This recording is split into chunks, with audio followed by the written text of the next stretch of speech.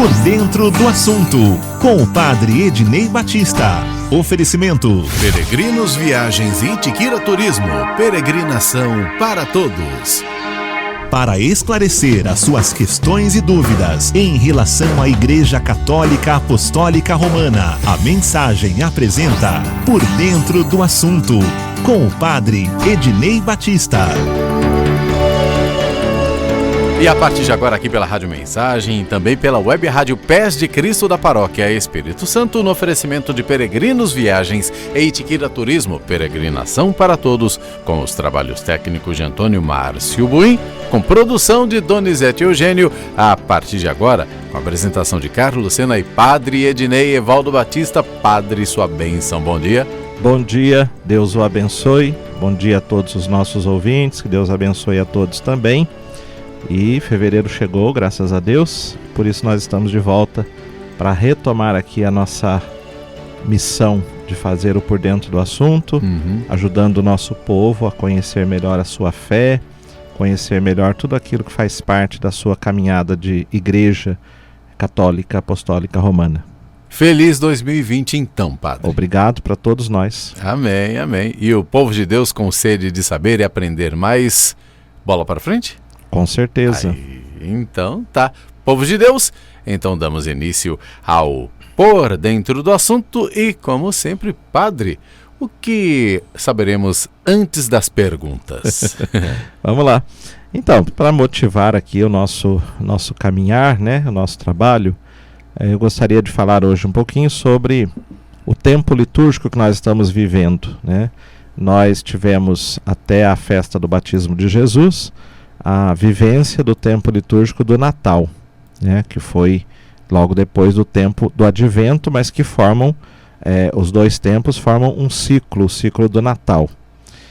E é o segundo grande ciclo da liturgia, porque o primeiro é o ciclo pascal, que começa com o tempo da Quaresma, que nós vamos iniciar no dia 26 de fevereiro, né, com a quarta-feira de cinzas, se estende até a Semana Santa, celebração da Páscoa, e depois se prolonga no tempo pascal. Esse é o ciclo da Páscoa, é o primeiro e é aquele em torno do qual toda a vida litúrgica da Igreja gira.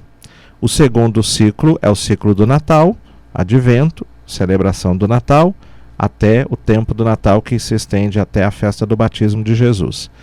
Entre o ciclo do Natal e o ciclo da Páscoa, nós temos uma parte do tempo comum. São alguns domingos, nós vamos ter nesse ano acho que uns 6 ou 7 domingos, até o início da Quaresma. O tempo comum, ele não enfoca assim, nenhum mistério principal, central, né, da nossa redenção. Entretanto, ele é importante. No ciclo do Natal, nós enfocamos o nascimento, a primeira vinda de Jesus, e já olhando para a segunda vinda, né, preparando-nos para ela, chamando a nossa atenção para essa preparação para a segunda vinda. No ciclo da Páscoa, nós celebramos a paixão, morte, ressurreição e glorificação de Jesus e todas as consequências disso. Mas no tempo comum, nós não enfocamos um mistério específico, porém nós contemplamos o agir de Jesus, o viver de Jesus, as ações de Jesus, as palavras de Jesus, que também fazem parte do seu mistério e do nosso mistério de salvação. Então a liturgia, ela é marcada pela cor verde, ela é marcada pela simplicidade, a sobriedade, não temos alguma festa, alguma solenidade, né, mas no mais assim, num ritmo mais tranquilo. Porém, é importante que a gente aproveite esse tempo para ir contemplando, né, seguindo Jesus no seu caminhar, no seu agir, no seu falar, trazendo para a nossa vida também tudo aquilo que Ele nos oferece e que é para a nossa salvação, ou a gente poderia dizer, para manter-nos nessa condição de pessoas que foram resgatadas por Ele, redimidas por Ele. Então a liturgia, ela é bonita, ela vai na sequência, os evangelhos do domingo. Esse ano nós estamos lendo o evangelho de São Mateus, né? Na sequência nós vamos contemplando aí os ensinamentos de Jesus. Vale lembrar que nos 2 domingos passados e no próximo domingo nós contemplamos ali no Evangelho a temática da luz, né? Nos 3 domingos tem aparecido a ideia da luz, na liturgia da palavra.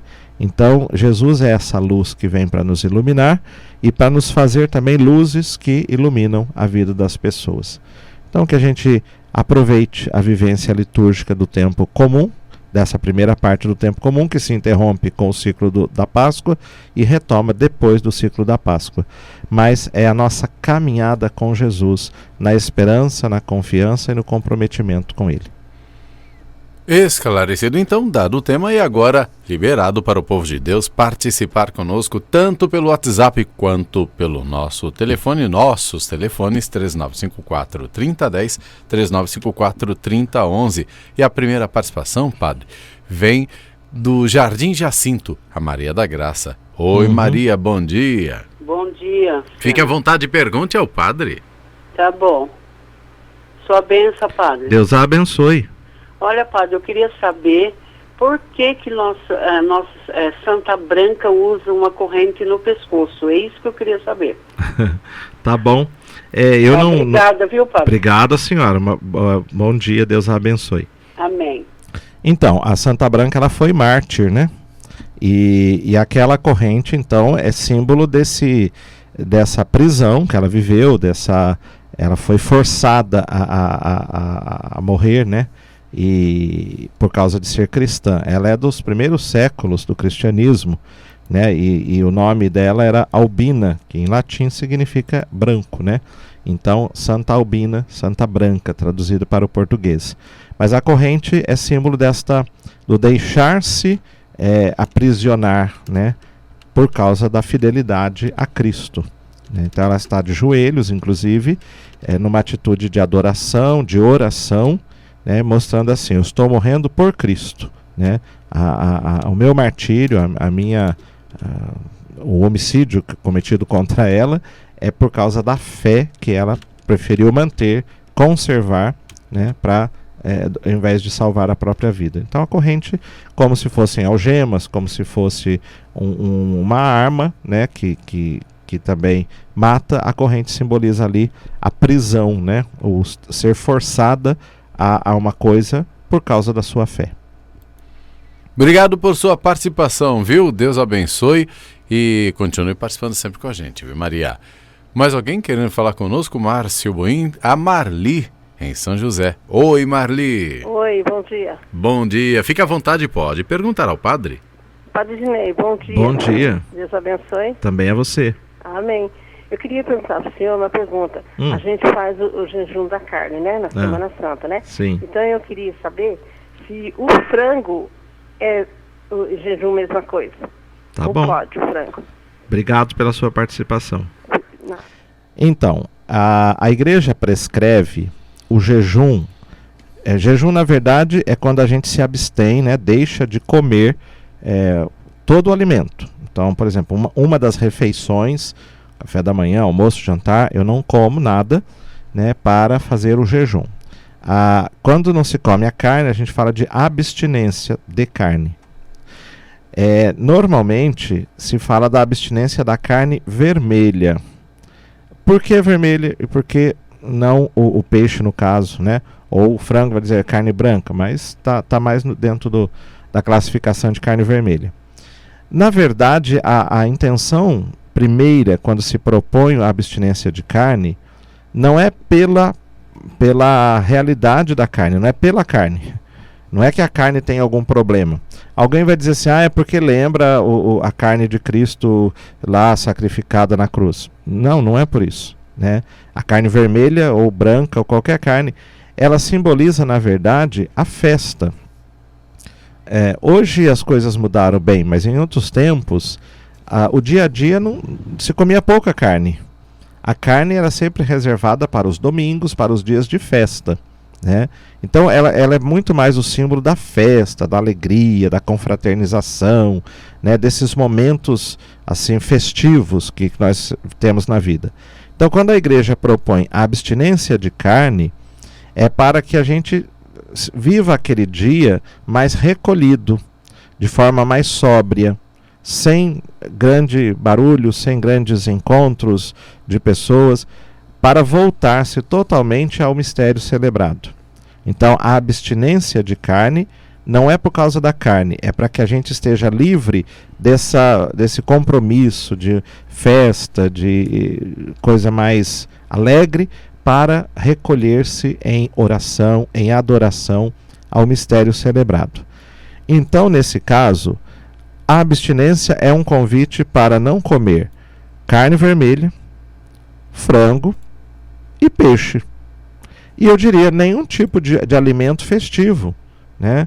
Mesmo que você faça lá uma macarronada com queijo, mas se for para reunir a família, para uma confraternização, nós estamos fazendo diferente daquilo que a proposta da igreja nos apresenta.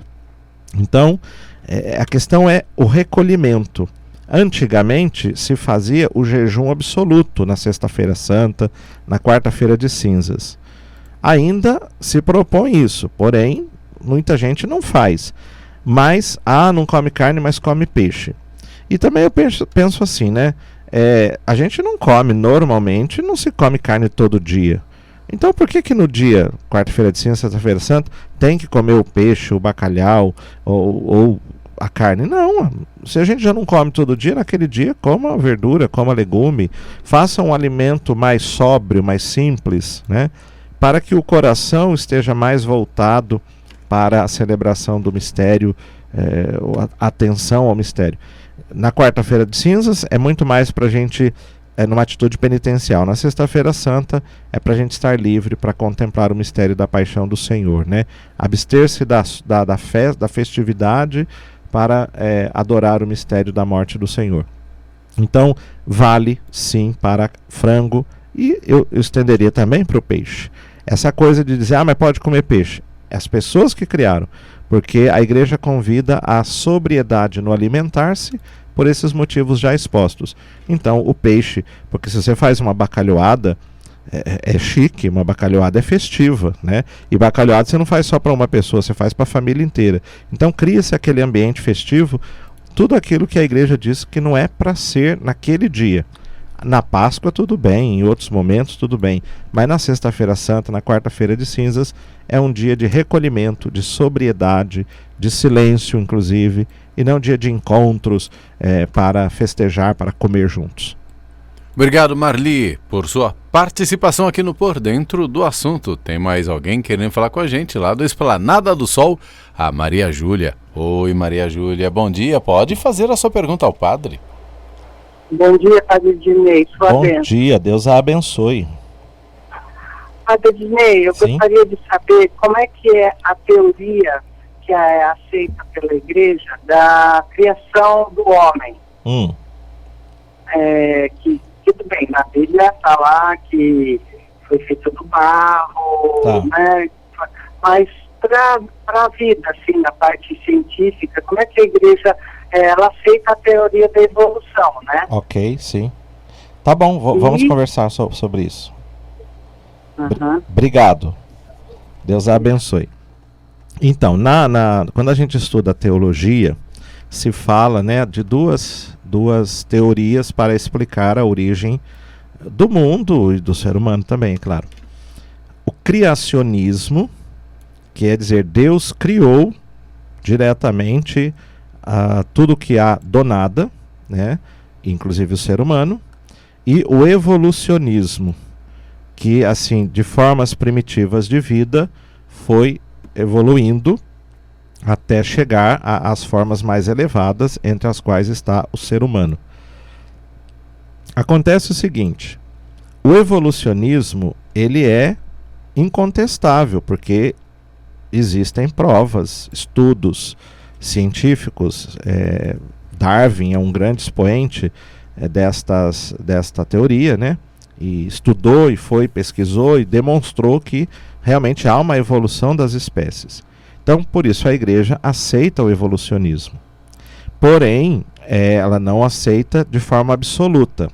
Quando se trata do ser humano, a igreja diz o seguinte: de fato, o ser humano teve e continua tendo uma evolução, né? Algumas características fisiológicas do ser humano, com o passar do tempo, elas vão se modificando, seja pelo fator da alimentação, seja pelo fator do clima, seja pelo fator do modo de vida, né, vão se modificando. Então o evolucionismo ainda continua, sem que o ser humano perca a essência do que ele é. A igreja aceita, portanto, que há um evolucionismo também no tocante ao homem. Porém, lá no passado, aquela evolução que foi dos primatas até o ser humano, ela tem uma passagem que não se pode explicar pelo evolucionismo, que é a passagem do estado meramente animal, né, biológico, para o estado racional, espiritual, que é próprio do homem. Então, a inteligência e o espírito, que são duas características autenticamente humanas, aceitas não por 100% da humanidade, mas por grande parte da humanidade, dos estudiosos, essas duas características não são fruto da evolução, porque é por uma questão lógica, né? O igual produz o igual, ele não produz o diferente. Então a matéria não pode produzir o espírito. O espírito ele tem que vir de uma outra ordem. Então a igreja diz assim, que a gente aceite a evolução da fisiológica, tudo bem, mas quando há essa passagem para o nível racional, onde o ser humano então se caracteriza inteligente e espiritual, ali tem que ter uma intervenção divina.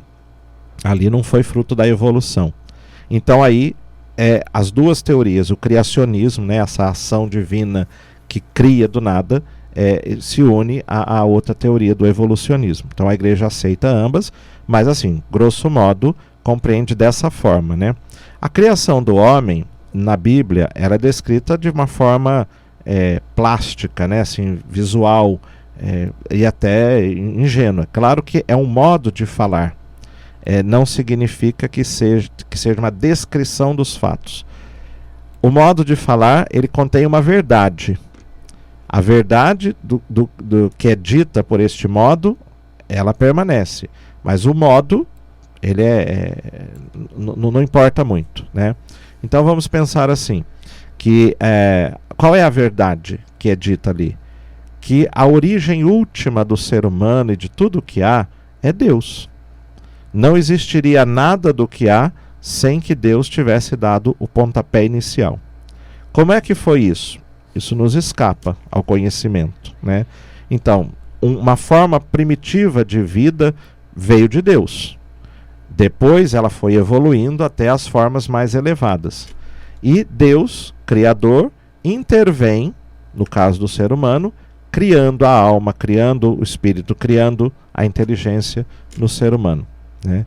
Que depois se torna uma propriedade, uma característica da natureza humana e vai sendo comunicada, transmitida. Agora, a alma, que é nossa identidade, que nos faz diferente de todos os outros seres humanos, essa, segundo a teoria da igreja, ela é criada imediatamente por Deus no ato da concepção. Pai e mãe transmitem toda a biologia, todo o aparato antropológico, biológico, material do ser humano. Mas a alma espiritual, essa é infundida por Deus no ato da concepção, né, numa criação de um ser único e irrepetível. Então essa é a compreensão da igreja, né, compreensão de fé e que a igreja sustenta. Claro que não tem como demonstrar isso, mas essa é a verdade também acreditada naqueles trechos da Bíblia que falam que Deus criou o homem do nada, do barro da terra. Sim, ele criou, essa é a verdade. O modo nós não sabemos. Obrigado, Maria Júlia, por sua pergunta aqui no Por Dentro do Assunto, que voltou neste ano de 2020 para que você continue amparada, aprendendo um pouquinho mais em relação à sua fé para ajudar na sua caminhada em sua comunidade paroquial, enfim. Perguntas que vieram também, padre, pelo nosso WhatsApp 97411-095. Vamos lá, então. Pediu para não identificar, mas diz assim: quando em plena missa se ouve que pecado é só você querer ser igual a Deus.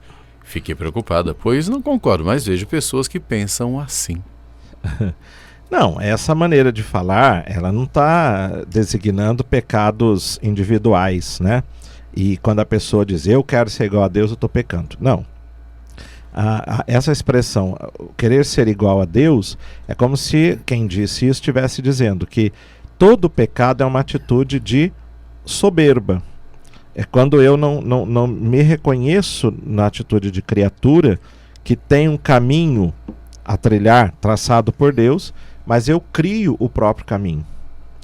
Se olharmos bem, quando o Gênesis diz que o primeiro pecado foi uma desobediência, a gente vai entender que o primeiro pecado foi uma insubmissão, foi um ato de soberba, foi uma atitude de quem não quis ser criatura, mas se colocou no lugar do Criador, estabelecendo o que devia ser feito, porque não obedeceu. Quem estabeleceu foi Deus. Mas quando desobedeceram, disseram assim, não, nós não queremos o que ele quer, nós queremos o que nós pensamos. Então, todo pecado é de fato um ato de soberba, no sentido de eu não quero me submeter, eu não quero fazer um caminho traçado por outro. Eu quero fazer o meu caminho. Eu quero determinar o que é certo, o que é válido. Então, no fundo é isso, é querer ser igual a Deus, ou querer colocar-se no lugar de Deus, né? Mas a gente diria, isso não é uma explicação de um ato individual consciente. É como se eu fizesse uma radiografia do pecado e enxergasse por trás de todo ato de pecado essa atitude que parte do coração humano. Soberba, né? Não se submeter, querer se colocar no lugar do Criador, do legislador da vida. A Zélia do São Sebastião do Rio Verde, Minas Gerais, está lá no sítio Estrela Guia, bairro Pessegueiro, está curtindo a programação. E ela quer saber assim, Padre Dinei, sua bênção. Tenho sonhado várias vezes com minha tia, que me criou, e já é falecida há 9 anos. E minha mãe, irmã dela, que faz 8 meses que faleceu.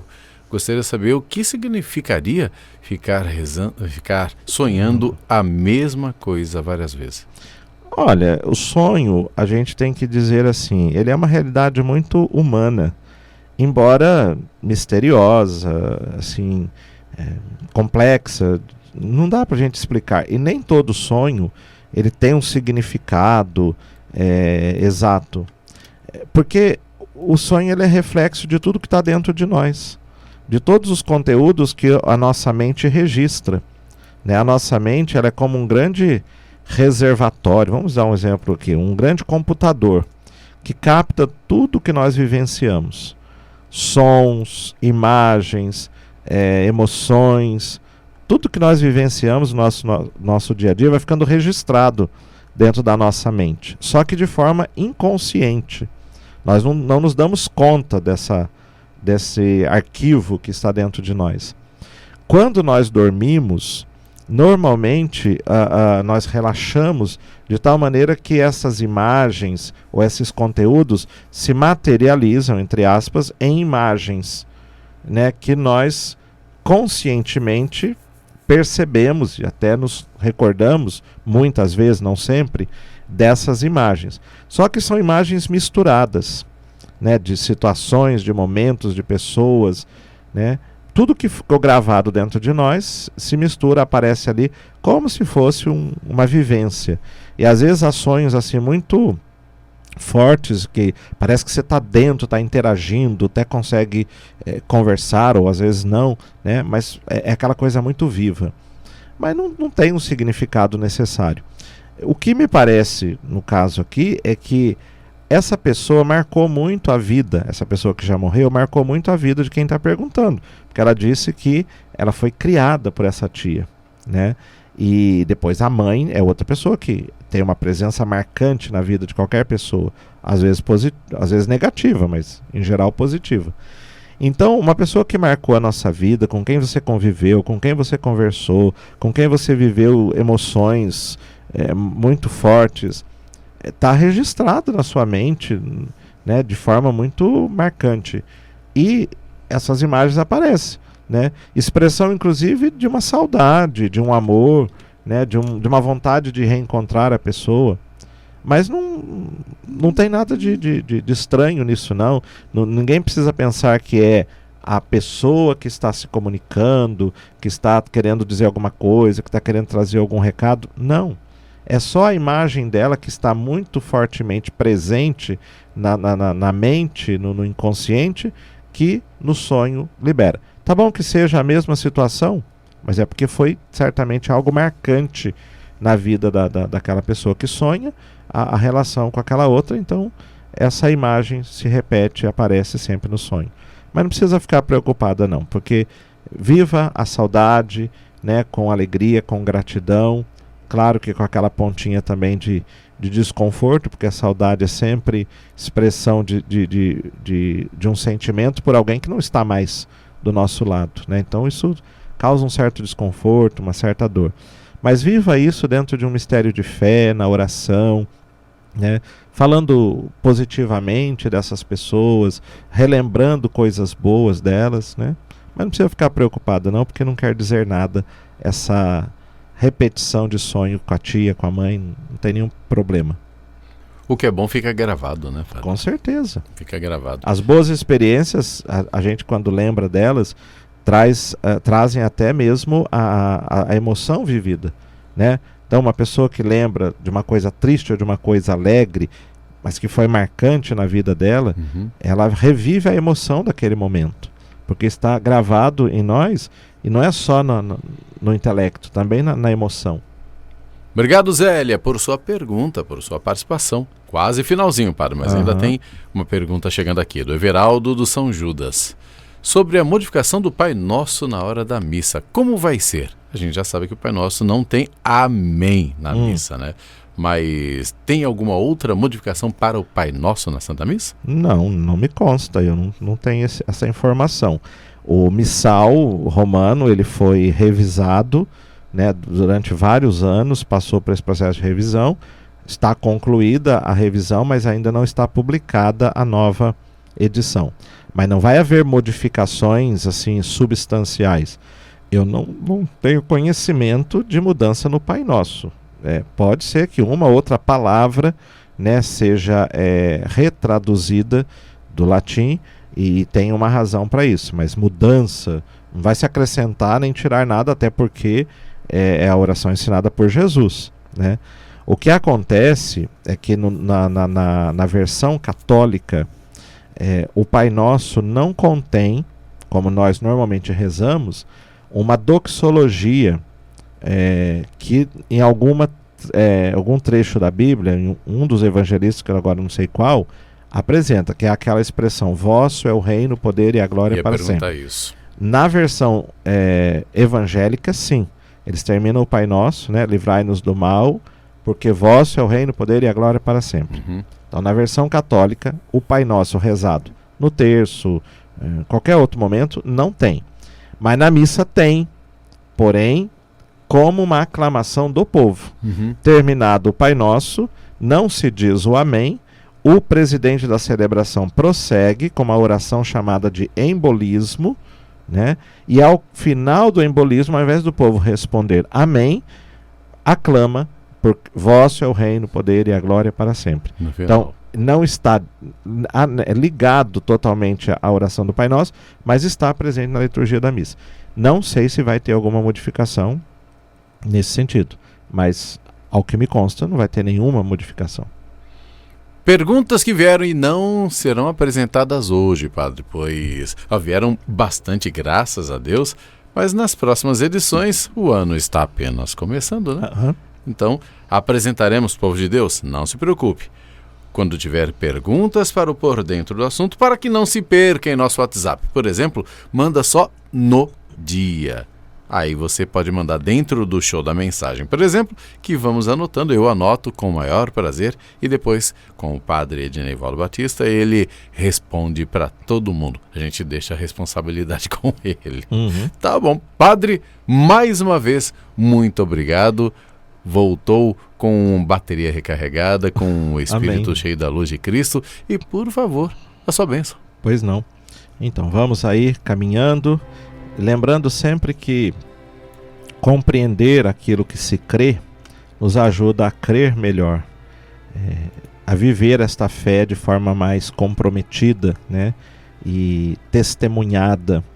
Então nunca é demais a gente aprender. Agora, não fiquemos só com o por dentro do assunto, né? Procuremos aí nas nossas paróquias momentos formativos, catequéticos, né? Procuremos ler, tem muita coisa boa hoje, graças a Deus, para ler, fácil de acesso nas redes sociais, né?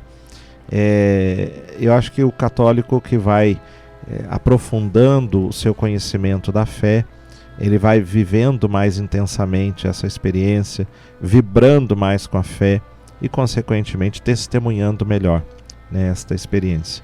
Então, que Deus abençoe a todos, tenhamos aí um belíssimo final de semana, né, ouvindo a palavra de Deus, participando da liturgia, em comunhão com os irmãos e a família, e renovando-nos sempre para a nossa caminhada rumo ao céu. Desça sobre vós e permaneça para sempre a bênção do Deus Todo-Poderoso, Pai e Filho e Espírito Santo. Amém. Deus o abençoe hoje e sempre também, Padre. Amém, a nós todos. Amém. Ficando por aqui o Por Dentro do Assunto, que esclarece suas dúvidas em relação à Igreja Católica Apostólica Romana. E você que acompanhou pela Rádio Mensagem, também pela Web Rádio Pés de Cristo da Paróquia Espírito Santo.